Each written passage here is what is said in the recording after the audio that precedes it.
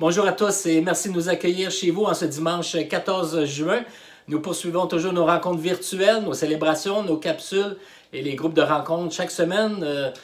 N'oubliez pas de nous suivre tous les dimanches et aussi différents jours de la semaine, soit en allant consulter notre infolette ou bien sur la chaîne YouTube de l'Église chrétienne de Rosemère. Alors, je tenais vraiment à remercier aujourd'hui tous les enseignants et tous les participants dans l'équipe de louange, tous ceux et celles qui travaillent pour mettre sur pied ces montages, faire les enregistrements, préparer les enseignements et les chants, et de pouvoir ainsi être une grande bénédiction pour l'ensemble de l'Église, alors que nous déployons par ces moyens technologiques tous ces montages vidéo. Alors, un très gros merci à tous ceux et celles qui participent. Et aujourd'hui, donc, pour notre célébration, nous allons entendre un enseignement par notre cher ami et frère Bernard Racicot. Et c'est non seulement un excellent enseignement, mais c'est aussi, oui, un enseignement pratique, mais un témoignage, un vibrant témoignage de notre frère. Et avec une touche d'originalité et de créativité que nous connaissons de notre ami Bernard. Alors, c'est une très, très belle célébration qui est devant nous aujourd'hui. Et je prie que vous soyez touchés ce matin dans vos besoins, que vous soyez rencontrés, visités par Dieu, là où vous êtes, là où vous en êtes rendus dans votre vie, dans votre cheminement spirituel, dans votre cheminement de foi. Alors, je vous invite donc à ouvrir vos cœurs à Dieu, à vous laisser vraiment toucher par Dieu et au travers de l'enseignement et les chants, de laisser le Saint-Esprit faire son œuvre dans chacune de nos vies. Alors, juste avant l'enseignement, nous entendrons un très, très beau chant que j'ai beaucoup aimé et qui s'intitule « Une encre pour mon âme ». Et c'est un chant qui m'a particulièrement touché, étant donné les paroles de ce chant qui sont tout à fait pertinentes et qui nous encouragent à continuer à garder confiance en Dieu et de rester surtout ancrés bien en Dieu et dans ses promesses. Alors, le chant sera suivi de l'enseignement par notre frère Bernard. Et puis, à la toute fin, il y aura aussi un dernier chant. Je vous invite vraiment à ne pas manquer aussi ce dernier chant-là. Alors, soyez tous bénis de Dieu et passez un très beau dimanche et une très, très belle célébration. Amen.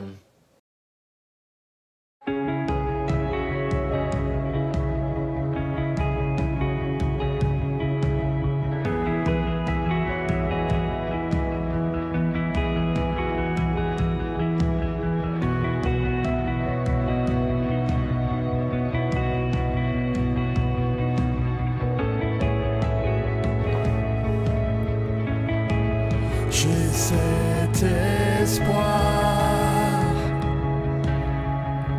tel une encre pour mon âme, dans la tempête,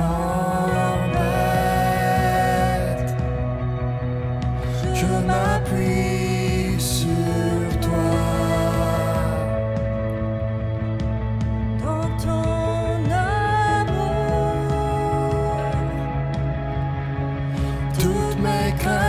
Disparaissent en toutes choses. J'ai confiance en toi.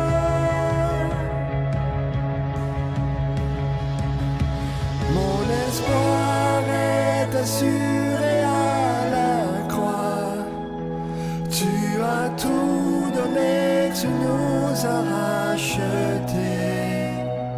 Cet espoir est une encre pour mon âme, inébranlable est notre Dieu.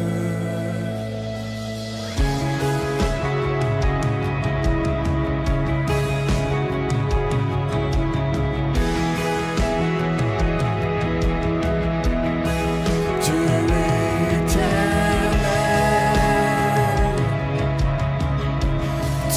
éternel,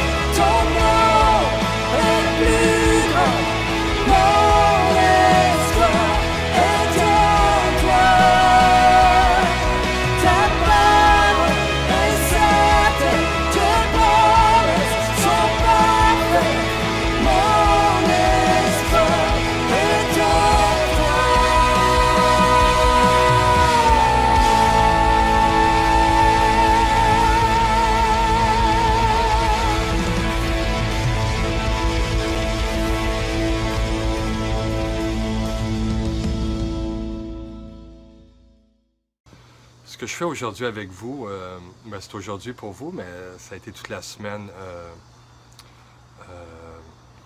pour moi. C'est un collage de mes réflexions sur la justice et qu'est-ce qui se passe en ce moment. Je pense que ça vaut la peine qu'on s'arrête et qu'on réfléchisse sur ça. Bonjour à tous, Bernard Racicot. Très heureux d'être avec vous aujourd'hui. Tout d'abord, avant de commencer, j'aimerais remercier tous ceux qui ont prié pour moi, qui ont été là avec moi. Pour ceux qui ne savent pas, durant le confinement, au début avril, ma sœur jumelle est décédée d'un arrêt cardiaque. Et ça semblerait que ça pourrait être un dommage collatéral du COVID parce que les premiers répondants n'ont pas pu être là à temps. Et donc, ma sœur est décédée. Et ça a été très difficile. Ça a été une situation qui sort vraiment de l'ordinaire. Déjà, un décès, c'est quelque chose de très difficile à vivre, mais éloigné de ma famille, de mes amis, de vivre un deuil isolé. Ça a été très difficile et pour tous ceux qui ont prié pour moi, qui ont prié pour ma famille, ça a été très apprécié et ça nous a fait beaucoup de bien. Pour être honnête, je pourrais dire que ça a été aussi difficile spirituellement parce que ça m'a mis dans une situation où je vivais comme une injustice et que je ne peux rien faire. Je ne peux pas rien faire par rapport à ça. Puis j'en ai voulu à Dieu. Honnêtement, je l'ai boudé pendant un petit bout. Et à un moment donné, j'ai recommencé à y parler. Et puis tout ça, avec le recul, ça me confirme que ouais, j'ai une relation avec Dieu parce que de bouder ton papa, c'est parce que tu es en relation avec lui. Et je lui ai demandé pardon. Puis j'ai repris contact avec lui. C'est des moments qui ont été difficiles. Et je vous partage ça parce que je veux qu'on aille là aujourd'hui, un peu dans toute cette vulnérabilité-là, suite aux derniers événements aux États-Unis et à tout ce qui se passe alentour de nous. Je pense qu'on ne peut pas être insensible à ceux qui sont autour de nous, qui vivent de l'injustice, qui vivent des choses qui sont hors de leur contrôle, qui sont touchés par toutes ces tragédies-là autour de nous. Et en tant qu'Église, je pense qu'on est appelé à se positionner, à être une voix dans la société. Et c'est un peu de ça que j'aimerais parler aujourd'hui parce que dans les 15 années où j'ai travaillé avec les sans-abri, j'ai été mis face à de la souffrance et j'ai été confronté aussi à ma réponse à cette souffrance-là. Avec les sans-abri, on pouvait faire ou rien faire ou passer à côté d'eux autres et ces gens-là n'avaient pas ce pouvoir-là de pouvoir revendiquer notre indifférence ou notre non-action. Et c'était facile de passer à côté. Et même en tant qu'intervenant, même en tant que personne qui prenait soin d'eux autres, c'était facile d'ignorer ou de passer à côté certaines situations qui semblaient plus faciles pour nous de mettre de côté parce que ces gens-là n'avaient pas de voix, n'avaient pas ce pouvoir-là de revendiquer et de crier l'injustice. C'était des gens qui étaient à terre. Et j'ai vraiment été interpellé de pouvoir répondre d'une manière où c'est Dieu qui me demandait d'être là pour eux autres. C'est Dieu qui me demandait d'être sensible à leur souffrance et de répondre à cette souffrance-là. Donc, c'est pas une réponse par rapport à un cri très fort, mais c'est une réponse par rapport à ce que Dieu avait mis en dedans de moi. Puis c'est ça que j'aimerais qu'on parle aujourd'hui. Pour revenir au confinement, tous ces moments-là où j'étais tout seul, où j'étais confronté à moi-même, où il n'y avait plus toutes ces activités-là de s'occuper de la louange, de rencontrer les gens, la maison des jeunes, les tables de concertation, tous les événements qui font que ma vie roulait à 100 000 à l'heure. Je me suis retrouvé à zéro 0 000 à l'heure, 0 km/h. Et pour moi, c'était très difficile. Ça a été des deuils de vivre cet arrêt complet-là. Et j'ai été confronté vraiment à qu'est-ce qui se passe en dedans, qu'est-ce qui se passe en dedans de ma foi. Puis il y a eu des moments très difficiles dans ça, mais ça m'a ouvert les yeux sur le pourquoi je crois. Ça m'a ramené de plus en plus à ces temps-là dans la parole et ces temps-là à être encouragé par ma méditation avec Dieu. Et ça m'a ramené à l'essentiel. Ça a été très bénéfique, difficile. Ces déserts-là m'ont fait rendre compte que j'avais soif de ce temps-là, de ces temps-là avec Dieu, seul à seul. Et on y prend goût aussi. Puis ça a été un bon moment à passer. Les débuts ont été très difficiles. J'ai vécu des deuils par rapport à tous les événements musicaux qu'on avait cet été. Ça a été cancellé. J'avais une exposition en Europe qui vraisemblablement n'aura pas lieu cette année, à tout le moins, sûrement l'année prochaine non plus. Les événements arrêtés à la Maison des Jeunes, tout était arrêté. Et c'est comme si Dieu m'avait mis dans le désert. Puis je verrais que c'est très bénéfique. Ouais. C'est moi qui dis ça. En tout cas, ça m'a fait pratiquer la guitare. Youpi!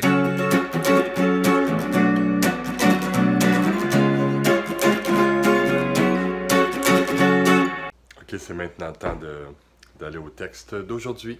Le texte qu'on regarde aujourd'hui, c'est le texte dans Michée, chapitre 6, verset 8. « On t'a fait connaître, ô homme, ce qui est bien et ce que l'Éternel demande de toi. C'est que tu pratiques la justice, que tu aimes la miséricorde et que tu marches humblement avec ton Dieu. » Dans le contexte présent, la phrase qui d'habitude, on va passer plus vite dessus, m'a frappé. « On t'a fait connaître, ô homme, ce qui est bien. » On t'a fait connaître aux hommes. Dieu s'est fait connaître à nous. Et aux hommes, on peut parler aux êtres humains, à l'homme et à la femme.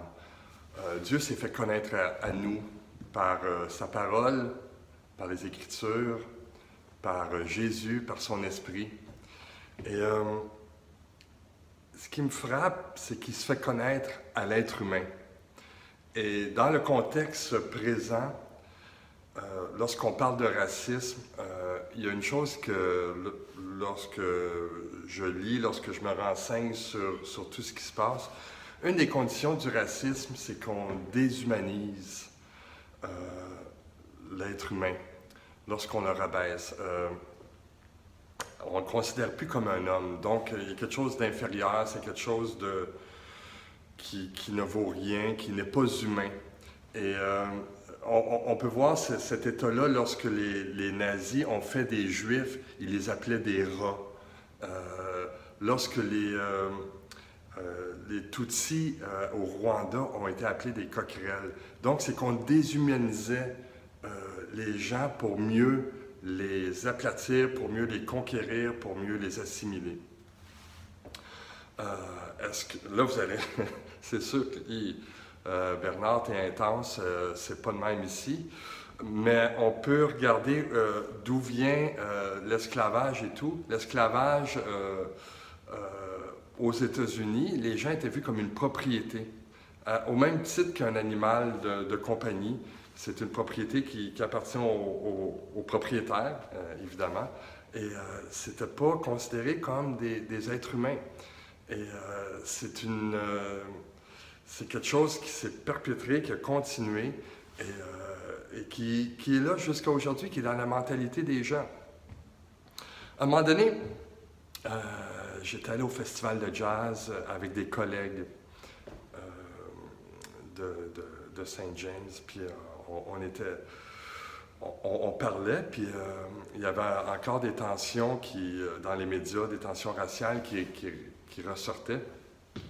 Et j'ai dit à cet ami-là qui était avec nous autres, qui est noir, j'ai dit, on est chanceux d'être au Canada, on est chanceux d'être ici à Montréal, au Québec.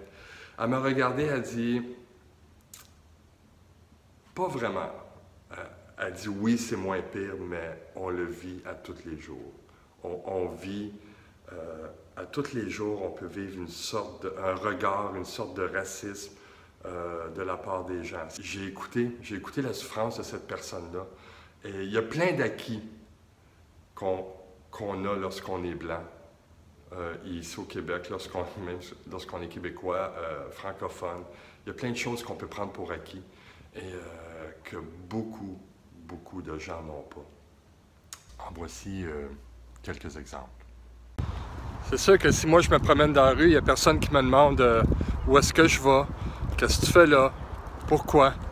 Je peux marcher librement dans la rue sans que je me fasse achaler. Puis il ne faudra pas que je tombe. Sous quels critères on peut accepter quelqu'un qui cherche un logement? Est-ce qu'il va être jugé par la couleur de sa peau? On ne sait jamais.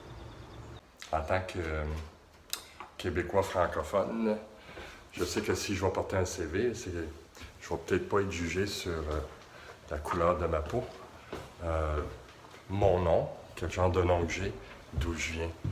On peut se promener en gang, puis il n'y a personne qui nous pose des questions. Tout est cool. Pas plus compliqué que ça. Ça, c'est un privilège qu'il faut apprendre à comprendre. En 2016, à l'université de Yale, ils ont fait une étude avec des professeurs. Ils ont mis 2 jeunes noirs et 2 blancs. Puis ils n'ont pas rien dit d'autre qu'il y a quelque chose de mal qui va se faire, tout simplement. Et par défaut, les professeurs ont tourné les yeux vers les Noirs. Et lorsque les professeurs ont été mis au courant que le test, le sondage, l'expérience, c'était ça, beaucoup des gens, c'était pas des racistes, c'était pas des gens qui avaient cette mentalité-là raciste, mais c'est cet automatisme-là qui est en eux. Lorsqu'on dit qu'il y a quelque chose de mal qui se fait, ben ils vont tourner plus le regard vers les personnes de couleur ou l'étranger ou les gens qui peuvent ressentir une menace. Et on a cet automatisme-là. Est-ce que c'est du racisme? C'est une sorte de racisme, c'est une sorte de préjugé qu'on a. Et c'est quelque chose qu'il faut prendre conscience et adresser. Puis on n'est pas à l'abri de ça à l'Église, on n'est pas à l'abri de ça dans nos milieux. C'est des questions qu'il faut se poser pour pouvoir adresser ça ensemble. Et je nous invite à être honnêtes face à ça. Et est-ce que nous aussi, on aurait ce regard-là par rapport à des situations? Et puis ça pourrait être...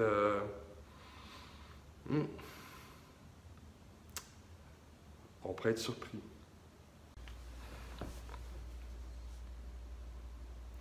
Pour faire suite à tout ça, on va retourner au verset. Le verset Michée 6:8. On t'a fait connaître, ô homme, ce qui est bien, on vient d'en parler, et ce que l'Éternel demande de toi. Qu'est-ce que Dieu nous demande? C'est que tu pratiques la justice. Voici ce que l'Éternel demande de toi, c'est que tu pratiques la justice. La justice, qu'est-ce que la justice? Dans la Bible que j'ai, qui est la Bible de pauvreté et justice, dans cette Bible-là, il y a beaucoup de citations qui nous font réfléchir sur la justice de Dieu. Et j'aimerais ça qu'on regarde la définition qui parle de juste, de justice.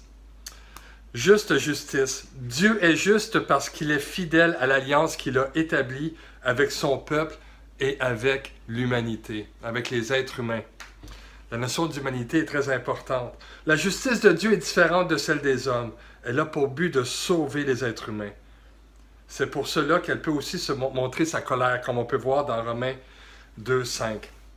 Un être humain est juste quand il vit comme Dieu le demande. Ce qui est juste est ce qui est en accord avec ce que Dieu veut. Dieu rend les êtres humains justes par Jésus-Christ. Et justement, le juste est un nom qui a été donné à Jésus dans le livre des Actes, Actes 7, 52 et 22, 14. Donc la notion pour Dieu, la notion de justice pour Dieu est quelque chose qui est fondamental à sa personne, c'est quelque chose qui fait partie de lui. Dieu demande qu'on soit juste, qu'on aime la justice, qu'on aime ce qui est juste. Pratiquer la justice, je trouve ça intéressant parce que c'est un peu comme pratiquer un instrument, c'est quelque chose qui est toujours en mouvement, c'est quelque chose qui... c'est l'histoire d'une vie. Il y a une différence entre pratiquer la justice de Dieu, qui est toujours vivant en nous, et de se faire justice. C'est pas la même chose. Dieu ne nous appelle pas à se faire justice, il nous appelle à pratiquer la justice de Dieu, l'amour, la miséricorde. Et c'est ça qu'on est appelé à faire. Pour faire suite à tout ça, on va continuer dans le verset parce que voici ce que Dieu nous demande. C'est que tu aimes la miséricorde. Qu'est-ce que ça veut dire aimer la miséricorde? Qu'est-ce que la miséricorde? La miséricorde, selon le Larousse, ça vient de miserere, avoir pitié, et cordis, qui veut dire cœur. Donc, c'est la disposition à venir en aide à celui qui est dans le besoin. Et c'est un attribut de Dieu qui explique son dessein du salut de l'humanité. Avoir de la miséricorde, c'est de refléter l'image de Dieu. C'est de prendre toute sa personne et la refléter pour les gens qui sont autour de nous. C'est représenter l'amour de Dieu pour l'être humain. La miséricorde, c'est l'acte ultime et suprême par lequel Dieu vient à notre rencontre. Ça, j'ai trouvé ça tellement beau. C'est une parole de François Ier. La miséricorde, c'est l'acte ultime et suprême par lequel Dieu vient à notre rencontre. Et d'être disposé pour les gens, d'avoir cette miséricorde-là, c'est d'être l'image de Dieu pour les gens autour de nous.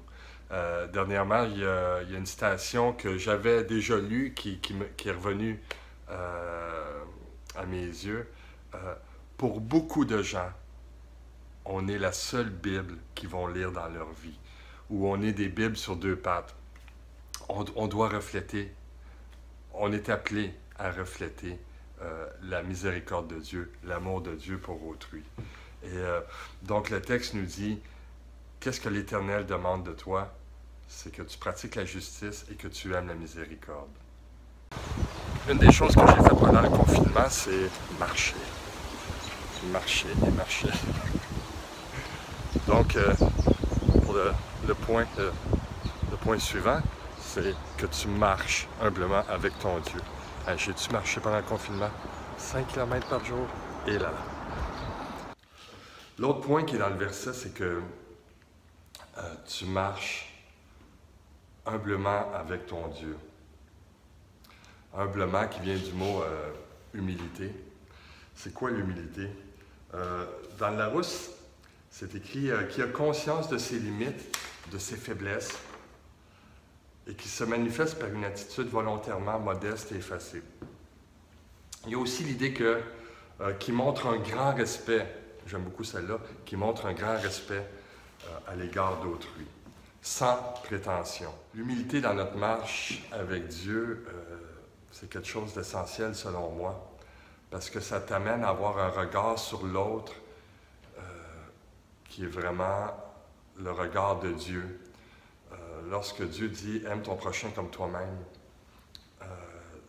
si tu te prétends, si tu es prétentieux, que tu te prétends au-dessus des autres, au-dessus de meilleurs, pour moi, ça ne correspond pas au cœur de Dieu, au cœur de celui qui veut servir. Et si on veut de la justice, si on veut atteindre les autres, si on veut être au service des autres, comme Jésus nous le demande, on doit avoir cette attitude d'humilité-là. Et c'est tellement essentiel et c'est Dieu qui va nous élever, mais notre cœur doit rester humble, notre cœur doit rester au service. Si je pense au racisme, tout ce qui est forme d'abaissement de l'autre, ce n'est pas un trait d'humilité comme Dieu nous le demande. Ce n'est pas un attrait qui contribue à notre marche avec Dieu. Je veux être au service des autres. En tant qu'Église, on va être au service de la communauté, on va être au service de ceux qui sont autour de nous. Et notre humilité, d'expérience que j'ai dans le Seigneur, ça fait 37 ans dans le Seigneur, l'humilité en tant que communauté, de dire, nous cherchons Dieu, nous voulons connaître Dieu, nous voulons expérimenter l'amour de Dieu. Ce n'est pas nous qui possédons la vérité, mais Dieu, selon nous, est la vérité. Notre humilité nous honore. Et lorsque je parle de l'Église à Sainte-Thérèse, lorsque je suis représentant de l'Église chrétienne de Rosemère dans les instances, dans les tables de concertation, j'aime refléter cette humilité-là, qu'on n'arrive pas, puis nous autres, on sait comment ça se fait, Dieu est avec nous, oui, il l'est, mais dans une attitude d'humilité et non dans une attitude d'arrogance. Les deux sont tellement opposés et nous ne représentons pas l'arrogance, mais plutôt l'humilité, un caractère de serviteur au service des autres. Et ça parle beaucoup. Ça parle très fort au niveau de la communauté autour de nous, au niveau des gens qui nous visitent, au niveau des gens qui sont différents de nous, au niveau de ceux qui ont besoin de nous. C'est quelque chose qui parle très fort, l'humilité. Donc la marcher humblement avec Dieu, pour moi, c'est essentiel.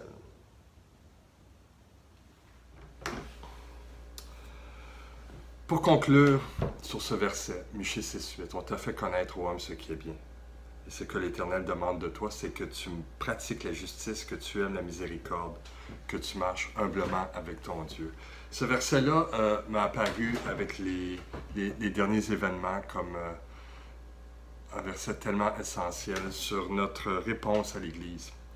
Je trouve ça tellement important en tant que communauté à Rosemère de répondre à ce cri du cœur-là qui est autour de nous. J'ai lu quelque chose qui m'a un peu bouleversé, qui m'a amené à dire, ben, en tant qu'Église, on doit répondre à ça. C'est écrit, j'ai attendu et attendu pendant des minutes, pendant des heures, pendant des jours. Et tout ce que j'avais, c'était un silence et une absence de tes mots. Je l'ai pris comme une réponse. Et en tant que communauté à Rosemère, je trouve que c'est tellement important d'être les porte-paroles de l'amour de Dieu autour de nous. C'est sûr que le verset qui résonne à mon cœur, c'est Jean 3,16. « Car Dieu a tant aimé le monde qu'il a donné son Fils unique, afin que quiconque croit en lui ne périsse point, mais ait la vie éternelle. » On est des témoins de la vie, on est des témoins de l'amour de Dieu. Et Dieu a tant aimé le monde. Dieu a tant aimé le monde, a tant aimé notre planète, a tant aimé les gens qu'il a donné son Fils. Il a donné son Fils sur une croix, il nous l'a donné pour nous enseigner, pour nous montrer c'est qui le Père. Et pour moi, c'est tellement une réponse évidente que chaque être humain a une importance aux yeux de Dieu. Chaque être humain de chaque race. En fait, on ne devrait même pas dire de chaque race parce que notre race, c'est d'être être humain, qu'on soit de n'importe où sur la planète. Et en ce moment, on parle plus des Noirs, mais les Autochtones, les Premières Nations, les étrangers autour de nous, les gens tous ceux qui nous côtoient, Dieu les aime d'un amour infini, qu'il a donné son Fils. Il les aime tellement qu'il a donné son Fils unique, afin que quiconque croit en lui ne périsse point, mais ait la vie éternelle. Et ça résonne fort à mon cœur. Donc, le verset de pratiquer la justice, d'aimer la miséricorde, de marcher humblement avec ton Dieu, ça résonne fort parce que ça démontre qu'à chaque jour, je dois prendre cette décision-là d'aimer mon prochain. Je dois prendre cette décision-là d'être responsable de la justice de Dieu autour de moi.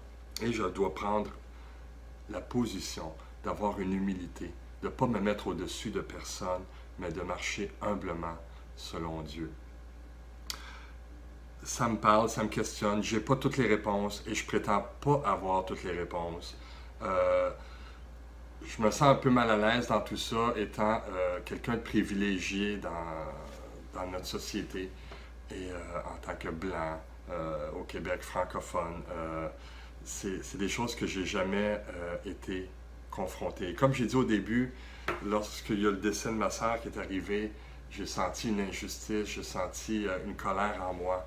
Mais tout ça, est-ce qu'on compare la douleur? Non, mais je me sens pas porte-parole de tous ces gens-là qui souffrent, puis que la mort de George Floyd a réveillé. Je me sens bien petit, mais je sens que notre silence pourrait être très inconfortable pour nous. Et nos paroles doivent être des paroles d'amour, des paroles d'inclusion, des paroles de l'amour de Dieu. Et je vais toujours militer pour ça. Donc, que Dieu puisse nous bénir dans notre recherche de cette justice autour de nous et que Dieu nous accompagne dans l'idée d'être une lumière et de briller fort à Rosemère, à Sainte-Thérèse et alentour de nous, partout sur la ville. Je vais prier. Seigneur, sois avec nous, dirige-nous, accompagne-nous, que ton esprit puisse parler fort en nous pour qu'on puisse faire ces gestes-là. Ces gens-là sont des gens d'action, sont des gens qui veulent que les choses changent. Nous aussi, donne-nous cette capacité-là d'intervenir dans notre société, d'être présent et d'avoir un impact.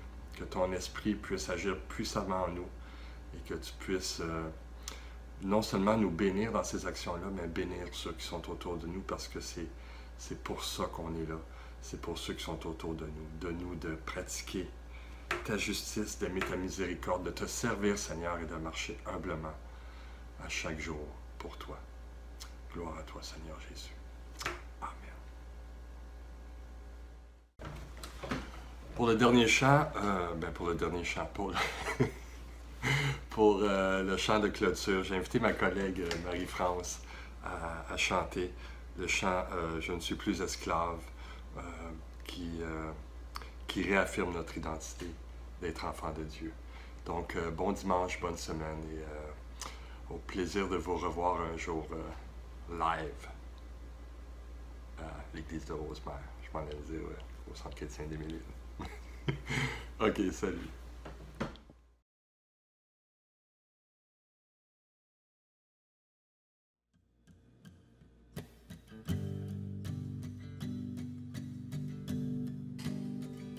Tu m'as ébloui par tes mélodies, tu m'entoures de chants d'amour, chants de délivrance devant mes ennemis.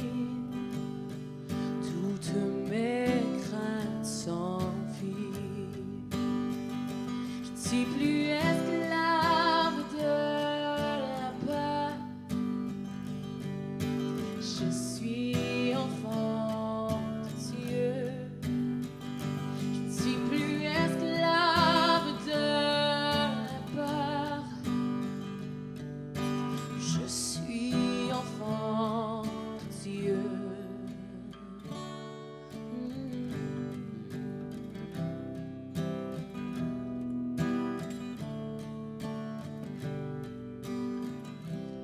Avant ma naissance, tu m'avais choisi, appelé par mon nom. Tu m'as adopté, je suis de ta famille. Ton sang coule dans mes veines. Je ne suis plus esclave de la peur. Je suis enfant de suis plus esclave de la peur. Je suis enfant de Dieu. Je ne suis plus esclave de la peur. Je suis enfant de Dieu. Je ne suis plus esclave de la peur. Je suis enfant de Dieu.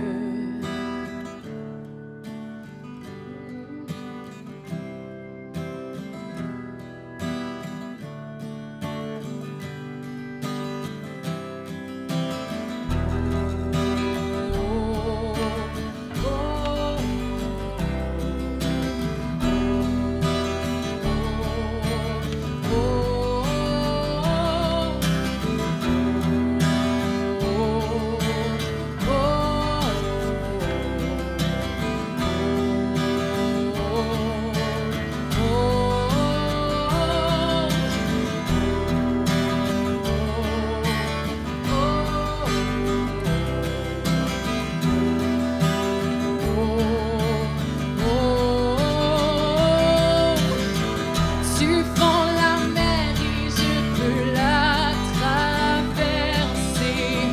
Mes peurs se noient dans ton amour. Tu m'as sauvé, alors je peux chanter. Je suis enfant de Dieu. Oh, tu fends la mer et je peux la traverser. Mes peurs se noient dans ton amour. Oh, tu m'as sauvé, alors je peux chanter. Je suis